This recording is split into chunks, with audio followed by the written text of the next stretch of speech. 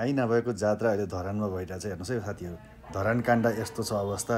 तपाईँहरू यसमा कमेन्ट पनि गर्नुहोला, मलाई सब्सक्राइब पनि गर्नुहोला है। राम्रो छ, फुल भिडियो हेर्नु र कमेन्ट गर्नुहोस् है।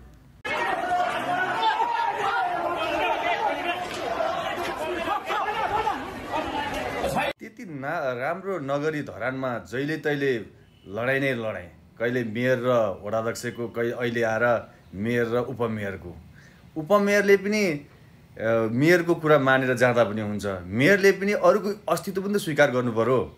2-4 जना लिएर फरुवा खनेर श्रमदाता बनेर मात्रै पनि हुँदैन नि, त्यहाँको विकास हुँदैन नि। त्यहाँका जनप्रतिनिधि सबैजना नमिलिकन त्यहाँको विकास कसरी सम्भव छ?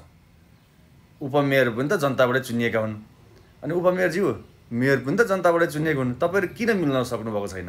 अहिले हेर्नु त त्यहाँ दुई पक्ष बिचको तपाईँहरूको लडाइँले गर्दाखेरि जनता भिड्ने अवस्था आइरहेछ। च्यालेन्ज एकअर्कालाई गरिरहनु भएको छ। के यो राम्रो हो? तपाईँहरू आफै खुल्ला दिमागले केही नखाइकन दुवै पक्षले सोचेर यसलाई विचार गर्नुहोस्। विकास धरानको अपरिहार्य छ।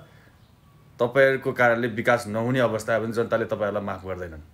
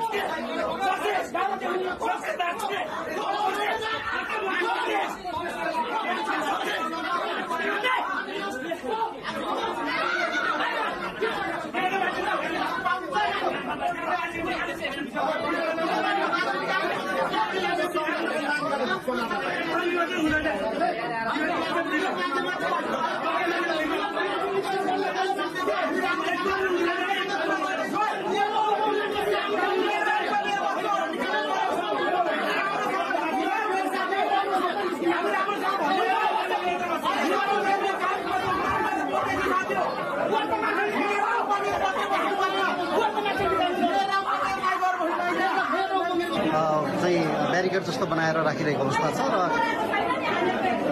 अहिले भित्र मेयर, उपमेयर, त्यसै गरी वडा नम्बर 10 को वडाध्यक्ष र अहिले भर्खरै 17 नम्बर वडाको वडा अध्यक्षज्यू पनि आउनुभएको छ। भित्र उहाँहरू बिचमा छलफल, आपसी सहमतिको प्रयास भइरहेको छ। बाहिर भने यहाँ दुई पक्ष बिचमा चाहिँ भिडन्तको स्थिति सिर्जना।